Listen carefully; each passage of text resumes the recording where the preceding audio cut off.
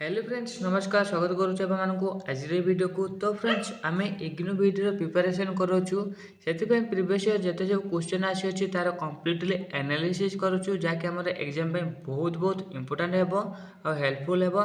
बर्तमान आप मैंने 2007 मसीहा पार्ट बी हिंदी रे जो क्वेश्चन आसाला जो पैसेज देते तार कम्प्लीटली एनालिसिस वीडियो देखिए। आज क्लास नंबर 99 और प्रीवियस क्लास गुड़िक यदि देखी ना तेज यही प्लेलिस्ट को निश्चय विजिट करूँ जो द्वारा आप IGNOU video previous earlier question solution Piper 2004 रु 2024 पर्यंत जिते ईयर क्वेश्चन अच्छी तार सॉल्यूशन पाइपर।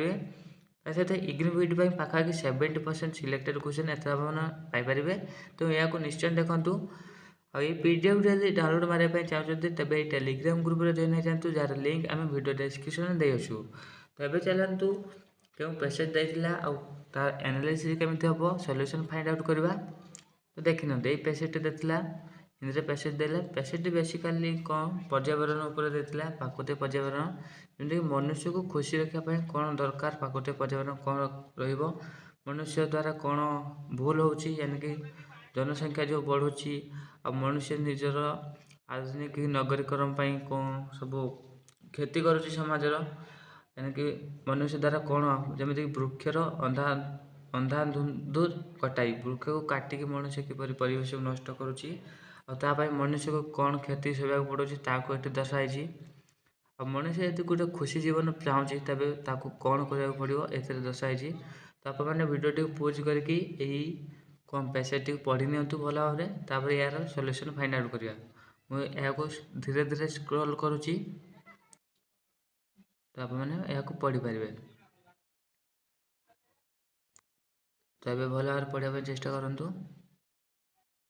तो पढ़ले एवं जानतु सठिक उत्तर सहित क्वेश्चन एनालिसिस करने देखी ना क्वेश्चन नंबर 161 मानव जीवन को खुशी कैसे बनाया जा सकता है। तो यहाँ पर सवाल दिया गया है कि मानव जीवन को खुशी कैसे बनाया जा सकता है। तो ये सब ऑप्शन दिया गया है, ऑप्शन देकर आप इसका जवाब दीजिए।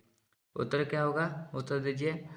उत्तर दिया तो अभी चलिए इसका सठिक उत्तर जानते हैं जो कि है ऑप्शन नंबर बी होगा यानी कि संतुलित पर्यावरण से। यानी कि यहाँ पर दिया गया है जो संतुलित पर्यावरण से गद्यांश में स्पष्ट रूप से बताया गया है कि खुशी जीवन संतुलित प्राकृतिक पर्यावरण पर निर्भर करता है। तो अभी चलिए पैसेज को देखते हैं पैसेज में क्या है ये मेंशन किया गया है। तो आप इधर देख सकते हैं यहाँ पर यह मेंशन किया गया है मनुष्य का खुशी जीवन संतुलित प्राकृतिक पर्यावरण पर निर्भर करता है। तो ये लाइन सही था ना नहीं। तो अभी चलिए नेक्स्ट सवाल पर चलते हैं। तो सेकंड क्वेश्चन आ गया है जो कि है अपनी मृत्यु को स्वयं निमंत्रण देने का अभिप्राय क्या है। तो एक पैसेज में एक लाइन था कि अपनी मृत्यु को स्वयं निमंत्रण देने का। तो इसका अभिप्राय क्या है ये सब ऑप्शन दिया गया है, ऑप्शन देकर आप इसका उत्तर दीजिए। उत्तर दिया हुआ चलिए इसका सटीक उत्तर जानते हैं जो कि है ऑप्शन नंबर डी होगा यानी कि वातावरण को प्रदूषित करना। यानी कि हम जो वातावरण को प्रदूषित करते हैं वृक्ष की कटाई करते हैं अंधाधुंध कटाई करते हैं तो इसके लिए हमारी क्या वायु प्रदूषित हो जाती है वातावरण प्रदूषित हो जाती है। तो ये क्या कहलाता है ये कहती है कि अपनी मृत्यु को हम क्या कहते हैं स्वयं निमंत्रण देते हैं। तो गद्यांश में अपनी मृत्यु को स्वयं निमंत्रण देने का अर्थ यह है कि पर्यावरण को प्रदूषित करना। तभी चलिए जानते हैं पैसेज में ये लाइन कहाँ पर मेंशन किया गया है। तो इसका सटीक उत्तर ये है कि नहीं चलिए जानते हैं। तो यहाँ पर देखिए यहाँ पर ये लाइन मेंशन किया गया है कि इधर देखिए अतः इसके निवारण के लिए सर्वप्रथम अपने मानसिक प्रदूषण को दूर करना होगा। और ये इसके ऊपर ये लाइन मेंशन किया गया है देखिए वातावरण को प्रदूषित कर हम अपनी मृत्यु को स्वयं निमंत्रण दे रहे हैं। कैसे वातावरण को प्रदूषित करने के बाद हमारी मृत्यु आ जाने का संकट बनी रहती है। तभी चलिए नेक्स्ट सवाल पर चलते हैं। तो देखिए सवाल क्या दिया गया है पर्यावरण असंतुलन के लिए कौन उत्तरदायी है। हमारा जो पर्यावरण असंतुलित बन गया है इसके लिए कौन उत्तरदायी है ये सब ऑप्शन देखकर उत्तर बताइए। उत्तर बताइए। यहाँ पे चलिए सटीक उत्तर जानते हैं, जो कि होगा ऑप्शन नंबर बी होगा नहीं, क्योंकि वृक्ष की अंधाधुंध कटाई, वृक्ष की कटाई से वातावरण में ऑक्सीजन की कमी होती है, जिससे पर्यावरण असंतुलित हो जाता है। ओके, क्या हुआ? ऑक्सीजन की कमी हो गई, इसके लिए क्या होगा? इसका परिणाम क्या हुआ? इसका परिणाम हमारे पर्यावरण असंतुलित हो गया। तो अभी चले जानते हैं कि पैसेज में कहाँ पे ये लाइन मेंशन किया गया था। तो यहाँ पर आप देख सकते हैं, यहाँ पर ये बताया गया है कि यातायात साधनों की वृद्धि, वृक्ष की अंधाधुंध कटाई से वातावरण में ऑक्सीजन की कमी और कार्बन डाइऑक्साइड की वृद्धि हो गई। तो इसके लिए हमारा पर्यावरण का क्षति हो गया कि नहीं? प्रदूषित हो गया। तो ये लाइन मेंशन किया गया है। तो नेक्स्ट सवाल पर चलते हैं। तो देखिए ये सवाल क्या दिया गया है, कर्णवेदी संगीत से किस प्रकार का प्रदूषण होता है। यहाँ पर सवाल पूछा गया है कि कर्णवेदी संगीत से किस प्रकार का हमारा प्रदूषण होता है। तो ऑप्शन दिया गया है, ऑप्शन देखकर आप इसका उत्तर दीजिए। तो उत्तर दिया, तो अभी चले सटीक उत्तर जानते हैं, जो कि होगा ऑप्शन नंबर बी होगा, यानी कि ध्वनि प्रदूषण। देखो, कर्णवेदी संगीत और तेज ध्वनियों से ध्वनि प्रदूषण होता है। जो तेज ध्वनियों से जिसका आवाज़ ज़्यादा है उसमें ध्वनि प्रदूषण होता है। कर्णवेदी संगीत से भी यह होता है, ज़्यादा आवाज़ से गाना सुनना और ज़्यादा आवाज़ से गीत बजाना, ये भी हमारी वायु के प्रदूषित, वायु ध्वनि प्रदूषित करता है कि नहीं करती है। तो सवाल को उत्तर जान लिया। अभी चलिए नेक्स्ट सवाल पर चलते हैं, जो कि 165। देखिए इसका भी उत्तर दीजिए, क्या होगा। तो ऑप्शन वृक्षारोपण से प्रमुख लाभ क्या है। वृक्षारोपण करने से क्या प्रमुख लाभ हमें मिलेगा, क्या लाभ मिलेगा, ये सब ऑप्शन देखकर आप इसका उत्तर बताइए। जो कि ऑप्शन नंबर सी होगा, यानी कि वातावरण में वायु शुद्धि होगा। वृक्षारोपण से वातावरण में ऑक्सीजन की मात्रा बढ़ती जाएगी, जो वायु शुद्ध होता रहेगा इसके लिए। तो ये सब बहुत आसान सवाल था, आप पैसेज को पढ़ेंगे तो ये सब सवाल आपको बहुत ईजी लगेगा। तो मैं भी रिकमेंड आपको करूँगा कि आप हिंदी जो पार्ट भी होगा इग्नोबिड में, हिंदी को भी अच्छी तरीके से देख लीजिए, क्योंकि इसमें आपको तैयारी करने की ज़्यादा ज़रूरत नहीं पड़ती। तो आप आसान तरीके से कम मैंने एक छोटी सी ग्रामर बुक पढ़ के भी यहाँ पर जो ग्रामर क्वेश्चन पूछेगा वो भी क्लियर कर सकते हो। और आप तो पैसेज देख सकते हो, पैसेज में कैसे डायरेक्ट सवाल आता है, जो कि हमें करने में भी अच्छा लगेगा, और यह भी क्वेश्चन में उत्तर भी सही तरीके से 100% देने की चांसेस रहती है। नेक्स्ट सवाल पर चलते हैं, जो कि है विद्यापति की रचना किस भाषा में है। विद्यापति, ये जो रचना की गई थी, इसका रचना किस भाषा में की गई थी। ऑप्शन देकर उसका उत्तर बताइए। तो उत्तर बताइए, अभी चलिए सटीक उत्तर जानते हैं, जो कि है मैथिली। विद्यापति मैथिली भाषा के प्रमुख कवि है। यहाँ पर सवाल क्या गया था, विद्यापति की रचना किस भाषा में है, जो कि है मैथिली भाषा में। ओके, तो नेक्स्ट सवाल पर चलते हैं, जो कि है इनमें से किस भाषा की लिपि देवनागरी नहीं है। इनमें से किस भाषा की लिपि देवनागरी नहीं है। तो उत्तर बताइए, आप चलिए सटीक उत्तर जानते हैं, जो कि है ऑप्शन नंबर डी होगा, यानी कि पंजाबी। पंजाबी की लिपि गुरमुखी है। क्या? गुरमुखी। जबकि शेष भाषा देवनागरी लिपि में लिखी जाती है। और जो कुछ भी भाषा लिखे गए हैं, यानी कि नेपाली, मराठी और संस्कृत, ये सब देवनागरी लिपि में लिखा गया है। नेक्स्ट सवाल पर चलते हैं। देखिए क्या पूछा गया है, मृगनयनी उपन्यास किसकी कृति है। किसकी कृति है बताइए, मृगनयनी उपन्यास। तो उत्तर दिया, अब चलिए सटीक उत्तर जानते हैं, जो कि है ऑप्शन नंबर बी होगा, यानी कि वृंदावन लाल वर्मा। वृंदावन लाल वर्मा, यानी कि मृगनयनी वृंदावन लाल वर्मा द्वारा रचित प्रसिद्ध उपन्यास है। चलिए नेक्स्ट सवाल पर चलते हैं, जो कि अष्टछाप के कवियों का प्रतिपाद विषय क्या है। अष्टचाप के कवियों के प्रतिवाद विषय क्या है, ये सब ऑप्शन देखकर इसका उत्तर दीजिए। उत्तर दे अभी चलिए सटीक उत्तर जानते हैं, जो कि है ऑप्शन बी होगा, यानी कि श्री कृष्ण लीला। देखिए अष्टचाप का जो ये कविताएं हैं, ये जो श्री कृष्ण लीला के ऊपर आधारित है। तो इसमें से क्या आ जाती है, इसमें से श्री कृष्ण की बाल अवस्था और युवा अवस्था में जो लीलाएं की गई थी उसका वर्णन किया गया है इसमें। तो नेक्स्ट सवाल पर चलते हैं। देखिए कौन सी बर्तनी शुद्ध नहीं है, इनमें से कौन सी बर्तनी शुद्ध नहीं है, ऑप्शन देखकर आप इसका उत्तर दीजिए। शुद्ध नहीं है कौन सी बर्तनी, तो बताया उत्तर। अभी चलिए सटीक उत्तर जानते हैं, जो कि ऑप्शन सी होगा, यानी कि आशीर्वाद। देखिए सही बर्तनी आशीर्वाद है, इनमें से जो ऑप्शन दिया गया है यहाँ पर आशीर्वाद जो है ये सही बर्तनी, ये अशुद्ध है। इसका शुद्ध बर्तन क्या होगा, यहाँ पर हर्षेगा दिया गया था, फिर दीर्घकार दिया गया, सॉरी यहाँ पर हर्षेकार आना है, यहाँ पर दीर्घकार दिया गया है। आशीर्वाद होना चाहिए, श्रीवाद ऐसा होना चाहिए, है ना।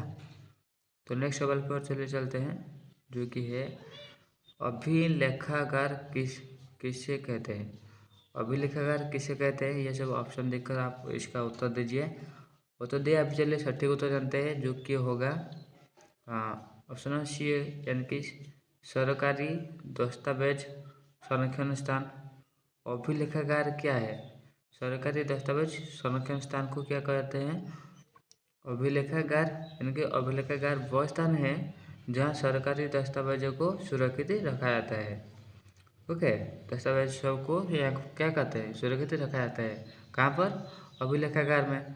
तो नेक्स्ट सवाल पर चलते हैं, जो कि है यदि एक छात्र एक विद्यालय में जाकर दूसरे विद्यालय में प्रवेश ले तो उसे किस प्रमाण पत्र की आवश्यकता होती है, किस प्रमाण पत्र की आवश्यकता होती है बताइए, अगर ये सब हुआ तो सवाल का उत्तर दिया। अभी चलिए सटीक उत्तर जानते हैं, जो कि होगा ऑप्शन बी, यानी कि निष्क्रमण प्रमाण पत्र।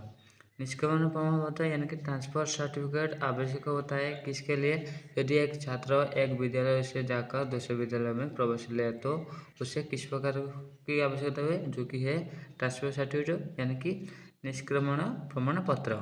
ओके, तो नेक्स्ट सवाल पर चलते हैं, जो कि है तपोधन शब्द जिस संधि नियम से बना है उसी नियम से बना इस शब्दों में से कौन सा शब्द नहीं है। देखिए क्या बताया गया है, देखिए तपोधन शब्द जिस संधि नियम से बना है, ओके, ये शब्द जिस संधि नियम से बना है उसी नियम से बना इन शब्दों में से कौन सा शब्द नहीं है, मैंने ये जैसे बनाया है उसी टाइप यहाँ पर भी जो 3 ऑप्शन दिया गया है वो भी उस प्रकार बनाया गया है, पर कौन सा शब्द उस प्रकार का बनाया गया नहीं है। तो ऑप्शन देखकर आप इसका उत्तर दीजिए, कौन सा शब्द नहीं है। तो उत्तर दिया, अभी चलिए सटीक उत्तर सटीक उत्तर जानते हैं। तो पुधन, तो जो कि है ऑप्शन नंबर डी होगा, यानी कि मनोयोग यहाँ पर संधि नियम अलग है, जबकि शेष में धन का युग है। देखो यहाँ पर संशोधन, गोधन, तपोधन, वन अन धन ये मिलता है जुलता है, लेकिन ये मनोयोग मिलता है कि नहीं, ये नहीं मिलता, इसके लिए यह नियम को क्या फॉलो नहीं करता। तो नेक्स्ट सवाल पर चलते हैं, जो कि है इनमें से कौन सा वाक्य शुद्ध है, हमें बताइए कि इनमें से कौन सा वाक्य शुद्ध है। तो शुद्ध वाक्य बताइए, अभी चलिए सटीक उत्तर जानते हैं, जो कि होगा ऑप्शन नंबर 1, यानी कि मकान गिर जाने का संदेश है। मकान गिर जाने का संदेश, ये जो ऑप्शन दिया गया था यहाँ पर ऑप्शन नंबर ए, यानी कि मकान गिर जाने का संदेश, ये सटीक है, लेकिन ये इसमें से वाक्य का सटीक रूप दिख नहीं रहा है, ये सटीक रूप से बनाया गया नहीं है, यानी कि असजड़ा है, इनमें से त्रुटि रहा है। तो यह वाक्य व्याकरण और अर्थ के अनुसार शुद्ध है, यानी कि ये व्याकरण रूल जो है उसे फॉलो कर रहे हैं और अर्थ भी सही तरीके दे रही है। ओके, तो नेक्स्ट सवाल पर चले चलते हैं, जो कि है बुरी तरह हराने। बुरी तरह हराने का अर्थ कौन सा मुहावरा प्रयुक्त होता है? बुरी तरह हराने का अर्थ कौन सा मुहावरे में होता है? तो ऑप्शन देखकर इसका उत्तर दीजिए, जो कि होगा ऑप्शन नंबर बी, यानी कि दांत खट्टे करना। दांत खट्टे करना, दांत खट्टे करना का अर्थ है बुरी तरफ हराना। बुरी दांत दांत दांत खट्टे करना मतलब बुरी तरह हराना। तो नेक्स्ट सवाल पर चलते हैं, जो कि है क्या, इनमें से तत्पुरुष समास किस शब्द में है? बताइए, इनमें से तत्पुरुष समास किस शब्द में है? जो कि होगा ऑप्शन नंबर सी, यानी कि विद्याधर। विद्याधर क्यों? क्योंकि इनमें से देखिए, विद्याधर में तत्पुरुष समास है जिसका अर्थ है विद्या ही धन अटे, विद्याधन। तो नेक्स्ट सवाल पर चलते हैं, जो कि होगा आराधना। आराधना का विशेषण होगा, आराधना का क्या विशेषण है? तो ऑप्शन देखिए, अब सवाल पर उत्तर दीजिए। उत्तर दिया आप, चलिए सटीक उत्तर जानते हैं, जो कि ऑप्शन नंबर सी होगा, यानी कि आराध्य। आराधना का विशेषण शब्द आराध्य है। आराध्य का विशेषण सुनो, देखिए, आराध्य का अर्थ है पूजनीय, जो आराधना का संबुद्ध है। ओके, तो नेक्स्ट सवाल पर चलते हैं, जो कि है उदित उदित उदय। उदित उदय गिरी मंच पर रघुवर बाल पतंग। इनमें से न इस धुएं में रेखांकित पदों में कौन सा अलंकार है? ये जो पद है इसमें कौन सा अलंकार है? उदित उदय गिरी मंच पर रघुवर बाल पतंग, इनमें से कौन सा अलंकार है? बताइए। उदित उदय गिरी में मंच पर रघुवर बाल पतंग, तो उत्तर क्या? उप्रेक्षा, यानी कि क्या गया, पतंग और सूर्य की तुलना में कल्पना की गई। यहाँ पर पतंग है और दूसरे पर सूर्य, यहाँ पर तुलना की गई, जो उपेक्षा का अलंकार है। ओके, ओके, तो नेक्स्ट सवाल पर चलते हैं, जो कि है 179। क्या दिया गया है प्रश्न? 178 के दुहे में सूर्य किस शब्द का अर्थ है? मैंने ये जो दुहे दिया गया था, इनमें से सूर्य किस शब्द का अर्थ है? तो उत्तर बताइए, जो कि होगा किसका अर्थ रूर्य निकला, जो कि है ऑप्शन नंबर बी, यानी पतंग। पतंग का प्रयोग सूर्य के लिए रूपक में किया गया है। यहाँ पर देखिए, यहाँ पर जो पतंग लिखा गया है, उदित उदय गिरी मंच पर रघुवर बाल पतंग। ये जो पतंग का किसको दर्शाती है? जो कि सूर्य को दर्शाती है। ओके, यहाँ पर तुलना किया गया था कि नहीं? तो ये था, तो पतंग सूर्य के रूपक में किया गया है। नेक्स्ट सवाल पर चलते हैं। आखिरी सवाल ये है, जो नत हुआ व मुत हुआ, जो मुत से झरकर कुसुम। इस काव्य पंक्ति का भावार्थ क्या है? ये जो काव्य पंक्ति, इसका भावार्थ क्या है? तो फिर से पढ़ लेता हूँ। जो नत हुआ व मृत हुआ, जो मृत से झरकर कुसुम। इस काव्य से पंक्ति का भावार्थ क्या है? जो कि सही उत्तर होगा, संघर्ष में झुकने वाला ही सफल होता है। जो नत हुआ व मूत हुआ, जो मूत से झरकर कुसुम। इसका उत्तर है, जो संघर्ष में झुकने वाला ही सफल होता है। यह पंक्ति विनम्रता और संघर्ष में झुकने की आवश्यकता को उजागर करती है। ओके, तो आशा करते हैं ये सब आपको हेल्पफुल होगा, और रिक्वेस्ट करेंगे कि आप इस प्लेलिस्ट को देखिए। क्यों? क्योंकि यहाँ पर आपको 70% सिलेक्टेड क्वेश्चन मिल जाएगा इग्नू बीट के लिए। उसके साथ साथ आप ऑल प्रीवियस ईयर क्वेश्चन इसमें पा जाएंगे।